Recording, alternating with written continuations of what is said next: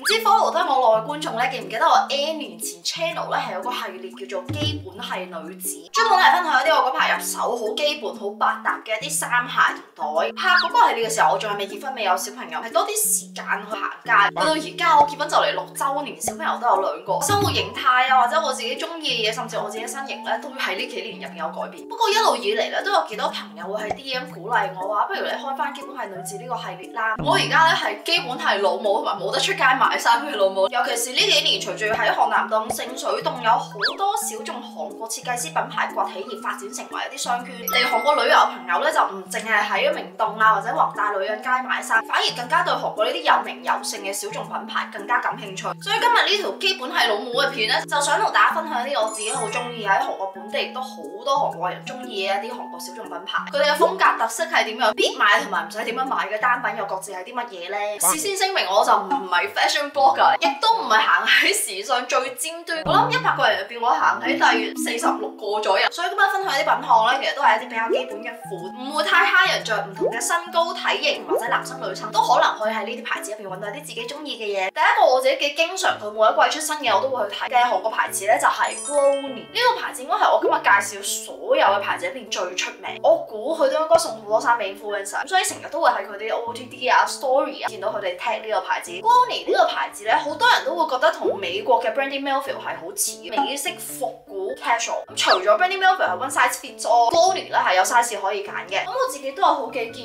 Glowny 嘅衫，呢件係上年夏天買，佢係一條低腰嘅裙褲嚟嘅，係咪真係好似睡衣啊？佢喺夏天襯 T-shirt 背心，或者喺初秋襯一啲薄身垂墜感重啲嘅上衣，都係好適合。咁呢一條好似羊咩咩質地羊羔毛嘅褲，就係今年秋冬佢哋其中一件新品。最有睇頭就係腰部同埋佢條褲本身個材質係唔同，好有秋冬感，同埋呢條褲係堅大堅垂堅踩住嘅。上身其實好多款，我覺得都好百搭好靚。不過對我個人嚟講，我覺得 Glowny 最致命嘅一個缺點咧就係佢太貴啦。但係呢個係我嘅致命缺點，性價比喺我今日講嘅牌子入邊嚟講係算最低。新款嘅外套35萬won去到40萬won，薄身嘅 cardigan 12萬won去到15萬won，一件類似 zip up 嘅外套咧298000won，即係30萬won。咁 Glowny 佢哋本身嗰個網頁咧係有國際版嘅，咁所以喺海外都可以買到佢哋嘅衫。但係咧，得閒睇下佢哋 IG，睇下佢哋 website 咧，都揾到一啲襯衫嘅靈感。咁你咪去其他牌子揾啲平啲嘅代替品咯。咁第二個牌子咧就係 Tiny， 同大家應該已經都幾熟下嘅 Martin Kim 咧係好有淵源。Martin Kim 嘅前主理人就係而家 Tiny 嘅靈魂人物。Martin Kim 本身起家就係因為佢個老闆啊Tiny喺東大門攞貨攞咗好多年，慢慢做自己嘅 brand， 賣咗 Martin Kim 喺2024年成立咗呢個牌子。呢個牌子嘅 keyword 韓國 local 嘅潮流穿搭，喺聖水洞一啲潮嘅本地韓國人佢哋點樣着咧，其實你好容易就可以喺呢個牌子揾到相應嘅單品。呢個牌子係冇門市嘅，但係如果你去佢哋嘅 shopping mall 度睇咧，你會發現個風格比起 Martin Kim， 我覺得係會年輕化啲，同埋佢哋對韓國而家興緊啲咩 concept， 嗰個潮流觸覺係好準，上新款嘅速度係極快。我自己係有 follow 佢哋老闆個 IG， 好開心地佢哋老闆都有 follow 翻我。佢都係一個媽咪，有個仔仔啦，咁而家係8個月懷孕當中，但係你睇嗰啲相日常穿搭，你完全唔覺得佢係一個孕婦。我自己好 buy 一樣嘢就係佢嗰個創辦人基本上就係 embody 咗成個牌子嘅精神。日常生活中無論喺屋企大掃牙或者我帶小朋友落街散步，佢都係着住自己牌子啲衫，而係非常之自然。其實佢都有上過韓國啲節目，好似叫做 Director's Diary 咁講下佢嘅工作日常，你會 feel 到佢係一個又有生活感又潮，同時好聰明、人緣好好嘅一個人咯。所以都係我想學習嘅目標。所以大家就算對韓牌冇乜興趣，都可以去睇下啊人哋係點樣白手興家，跟住點樣做唔同嘅商業模式切換。我覺得都學到幾多嘢。不過老實講咧，做咗2個小朋友嘅媽咪之後，都真係好難抽時間出嚟，有事無事就話要行街買衫。我1年入邊真係出街買衫 shopping 可能少於3次。我自己9成9買衫咧，都係夜晚啲細路全部瞓晒，我就喺自己嗰間黑咪掹嘅房仔入邊攞住部電話喪碌。好多時衫嘅尺寸我都費事黑掹掹揾把尺，我直接落單。因為韓國退款退貨咧都係好容易好方便。我成日一眨眼咧喺間黑房入邊網購就已經過咗個幾2個鐘，完全係藍光放題。再加埋我自己份工，甚至好多你哋份工啦，都係一日到黑又睇電話又睇熒幕，有時個人太攰，對眼又休息得唔夠，不過我冇揾個 LEGO 仔或者一個扭蛋嘅配件仔，我都要眯埋對眼揾勁耐。有時隻眼本身已經攰，仲要焗住睇電話，真係越睇越蒙，又要喪捽眼。唉，各位我都唔後生啦，今年成35歲，都驚自己再唔鏡石或者保養對眼，慢慢慢就會發展成老花。我份工除咗對電腦之外，仲要對相機、燈光，同埋基本上都要日日揸車湊小朋友或者出嚟做嘢。所以而家除咗啲真係好緊要嘅拍攝工作之外咧，基本上我都唔戴隱形眼鏡，同埋我每日都一定會食護眼嘅 supplement， 就係 Return 嘅護目養潤配方啦。我係 Return 嘅死忠 fans， 大家應該 feel 到啊，係嘛？決定我哋嘅視力係咪清晰咧，就係睇我哋眼入邊嘅視網膜。瘋狂望電話、電腦熒幕係會令到我哋嘅視網膜瘋狂吸收藍光，導致視網膜嘅細胞受損，令到我哋嘅眼睛對光嘅敏感度低咗。嚴重嘅話係會導致黃斑部受傷，所以睇嘢咧係會扭曲同埋有黑斑嘅。好印象深刻係我連續一個星期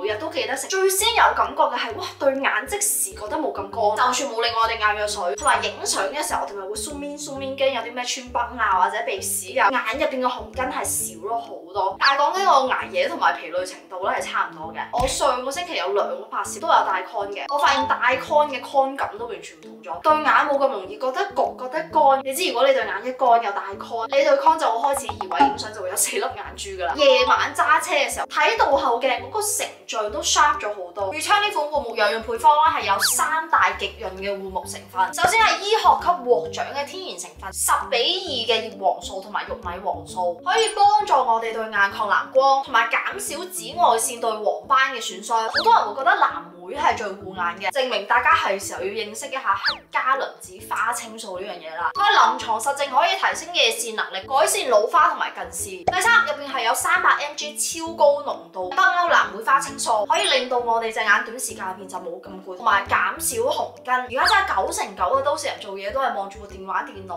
我爹哋媽咪退晒休，一個60幾，一個80幾，佢得閒無事都係喺張床度不停藍光放題碌電話，所以每日只需要5秒鐘用呢個 Return 嘅護目養潤配方去保養我哋對眼咧，我覺得係好值得投資嘅。由11月7號去到11月20號 ，Return 嘅護目養潤配方買3送1啊，各位，平均299嘅3一件，萬寧就買到噶啦，快啲去入貨啦！好的，嚟分享一下俾啱啱嗰2個價位上面會更加親民、比較容易入手嘅韓國牌子。第一個老實講，我唔係長期 fans 嚟㗎，我今季先開始買，但買咗我真係好中意。Huda Huda 呢個牌子其實就圍繞住外星人去發展出無限嘅衫褲鞋襪。我一開始係喺無線紗上面周圍碌睇人哋啲穿搭，捉住我眼球嘅第一件咧就係呢一個外星人嘅長袖衫啦。前面係外星人，後邊都係外星人嚟㗎，佢係咪好鬼搞笑啊？呢個牌子啲衫咧，我感覺上係可能韓國啲高中生啊或者大學生會味濃啲嘅，carry到多啲顏色，跟住比較幽默啲嘅衫。佢哋牌子嘅嘢比啱啱講嗰2個牌子咧都係平一橛。上衣嘅話4萬零won，跟住下身嘅褲咧10萬won樓下。咁最出名就係佢哋外星人嘅褸同埋外星人嘅上衣。近呢1-2年咧，比較後生啲嘅韓國人咧係好中意星星呢個 pattern， 有時我都會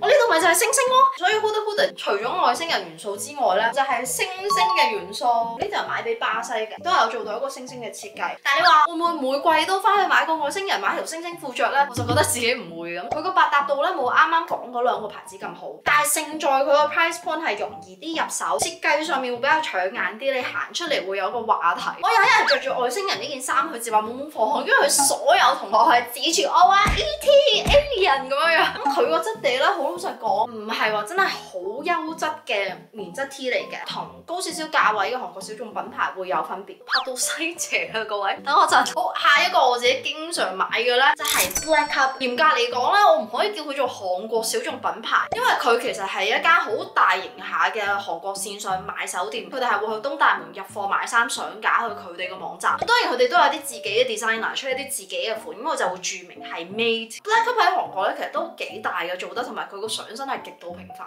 如果大家有去過東大門咧，你就知道東大門版圖之遼闊，唔同嘅 building、唔同嘅樓層，佢哋嘅風格價位都完全唔同。我之前有 run 過 Breezy 啊嘛，咁去東大門睇貨買貨，好燒腦、好燒眼，同埋你去親都要凌晨咧。所以我覺得 Black Cup 佢哋呢個 idea 係好聰明嘅，佢就會喺東大門揀晒一啲符合佢哋品牌定位 basic but special 嘅一啲衫，等同樣都係中意基本款、中意好百搭嘅人去佢哋嗰度買。佢哋成個 style 係街頭啲，所以啲相經常都係踎喺我哋下面。單品同單品之間嗰個配搭性好強，價位係超級容易入手。我自己呢幾年嚟都係 keep 住買嘅，即係基本款嚟㗎，間條、格仔、白色字母 T。如果你都中意着啲斜膊 off shoulder 嘅衫咧，Black Cup 上面係有海量，無論係秋天、冬天天咧都可以露個膊頭出嚟而幾靚嘅衫，個質地都對得住佢嘅價錢，所以我覺得 Black Cup 算係今日講嘅所有牌子嚟講，嗰個性價比係最高。上身嘅衫價位可能3-4萬喎，講緊200蚊港紙。然後呢一件我之前喺 IG share 過，好鬼逗趣嘅單品咧，都係喺 Black Cup 嗰度買嘅。佢絕對唔係一件衫，佢純粹係攞嚟綁住條腰，等你有個款好似好隨性有件恤衫喺條腰度嘅飾物。因為有時如果你真係攞件真嘅恤衫嚟綁咧，會因為本身衫嘅結構剪裁突咗出嚟啊，或者個線條冇咁順，而呢一個就真係佢唯一存在嘅目的，就係俾你綁喺條腰度。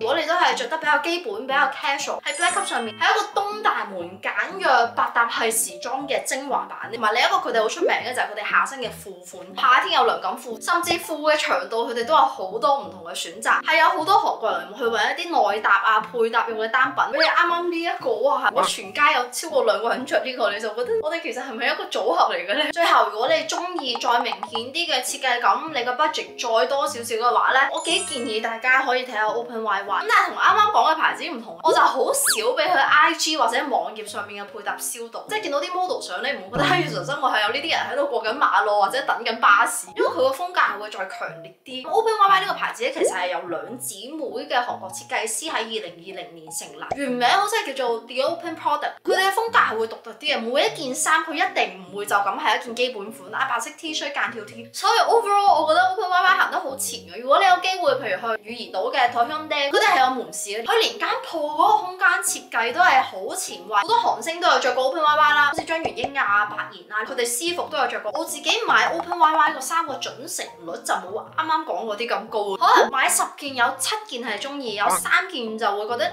發生咩事呢？手上就係最近我自己着得最多 OpenYY 嘅衫，呢一件毛巾質地嘅衛衣，我中意到係買咗2個顏色，我係仲有個 cream 嘅顏色攞咗去洗，非常之舒服，同埋佢着上身個版型都真係慵懶啊，好鬆弛感嘅一件上衣嚟嘅。佢頂帽同埋件衫嗰個接駁位係真係好似2條毛巾車埋一齊。可能如果你係要影相啦，有啲特別嘅 concept，其實喺嗰度都 maybe 揾到一啲啱嘅衫，金屬元素、異材質、大膽嘅用色，佢呢度全部都有。今季咧我就買咗呢條褲，喺菠蘿蓋小腿嘅位置整咗個袋。巴西一睇到條褲就問：你呢2個袋係裝到啲咩啊？嚇，佢係懵懵裝垃圾用咯，啱晒佢嘅身高，有啲咩糖嘅包裝啊、濕紙巾一嘢咁樣塞落嚟呢度。另一個好妙得嚟，我都算係接受到嘅設計咧，就係佢個褲頭其實係要摺2-3次咁樣着，係咪有啲似我哋以前上 PE 堂帶條 PE 褲上太鬆太長啦？咁你又要咁樣摺下個褲頭，同埋 OpenYY 佢哋嘅質地、耐穿同埋耐洗度，我覺得係非常之不錯。由天光拍到就嚟緊咯，但我冇翻，其實我仲有好多韓國牌子想同大家分享。如果大家對基本係老母呢個系列仲係有熱情嘅話，可以喺下邊用力地話俾我聽，咁我就可以好快出下一集，無論係衫袋或者係鞋。